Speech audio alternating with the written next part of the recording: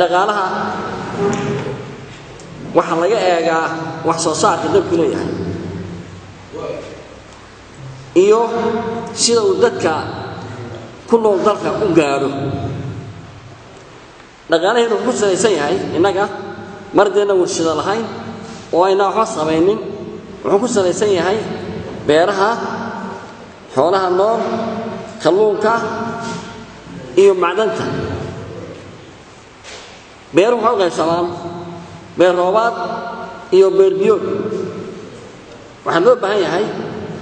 si cunto dadka loogu saaro in beer roobaadka waqti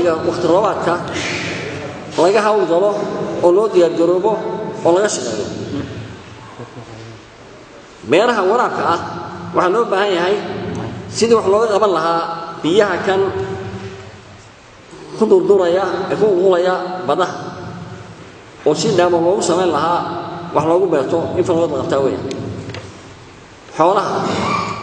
xooluhu waxay u baahan yihiin biyo waxay u baahan yihiin daaq biyihii waa gabaabsoo dadkii aan haynba daaqna mulkii ay daaq lahaayeen waa la wada ootay ama waa la jaray waxaa loo baahan yahay wasaaradaha khusayso inay ka hawlgalaan waxaa kaloo loo baahan yahay in suuq loo doono xoolaha ka duwan kan imika aynu haysanno waayo cunaqabatay baa marna laynigay marna sida qasabada marna loo furayaa marna loo xirayaa wadano badan oo xoolahan u baahan baa jiro oo islaam ah sida Malaysia oo kale way wasaaradda ku shaqeynaysaa wasaaradda maxay qolada leeyahay Chamber of Commerce runta ganacsiga iyo wasaaradda ganacsiga iyo wasaaradda xoolaha nool ay iska kaashadaan sidii suuq loogu heli lahaa kalluunku waxa weeyaan khayrka ugu badan dalkeena waayo bad weyn baynu leenahay oo la ciyaaraysa kalluun kala gedisan oo qaadkood adduunyada inta kale aan laga helin laakiin wuxuu baahan yahay in dadka loo tababaro waliba dhalinyaradan leeyahay ha loo tababaro oo hala siiyo qalabka ku warsan lahaayeen kalluunka iyo kii qaboojinta ahaa ee lagu kaydin lahaa isla markaana ha laga hawlgalo sidii Itoobiya loo geyn lahaa macdanta hawl badan bay uga baahan tahay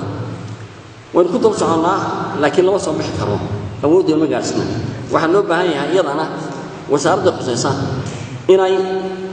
ka hawlgasho waxaa kaloo ku daraya taasi dadka maalqabeenka ah ee dibadda wax ka soo waaridaya inay hantidooda gashadaan warshadaha iyo kalluumaysiga iyo xoolaha nool iyo macdanta sida macdan tan wuxuu soo karato deewan ka maarmi karama taqaan gaas dibadda bay keeneen waxay taraacanaya dhaqaalaheena inta uu badan waxa laga soo gashaa lacagta dibadda laga soo diro oo yar gabaabsiya lacagtaasoo transit bay ugu dhaaftaa Itoobiya u tagtaa sida qaadkaasi looga hawlgelin lahaa afada qaran ee wax looga qaban lahaa ayna cayraysay ee dadkeenii maskaxda ka dishay ee qoyskeenii burburisay iyadoo waa loo baahan yahay wax laga qabto waxaan ku soo gabagabeynayaa aan hoos eegno dhulka u shiishano aan iska dayno inay dibadda ka fikirno in dhaqaale loo doonto waynu ku filan karnaa haddii aynu shaqaysano inuu gudaheena oo aynu duufka dibadda la keeniyo gudaheena ka beerno wasalaamu calaykum waraxmatullahi